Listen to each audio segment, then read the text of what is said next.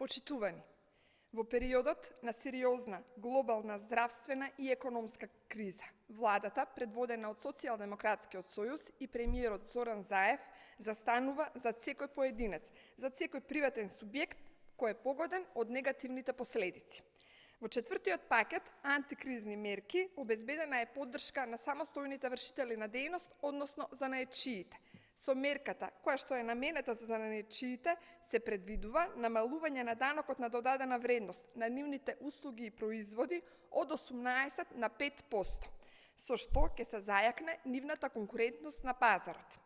На самостојните вршители на дејност, односно на занаетчиите, и натаму им остануваат на располагање и другите мерки, како што се поддршката за исплата на платите или пристапот до поволните кредити на Развојната банка.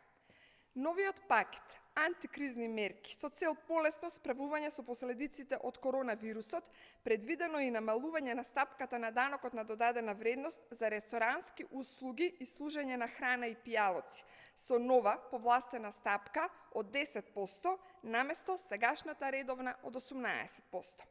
Оваа мерка ќе започне да се применува од 1 јануари 2021 година.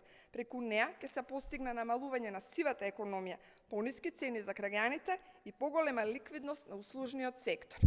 Почитувани, и натаму остануваме целосно посветени на обезбедување поддршка на секој граѓанин и секоја компанија погодена од глобалната пандемија. Покажавме дека никој не е сам. Владата, предводена од СДСМ, ќе помага уште повеќе за да биде уште подобро за сите.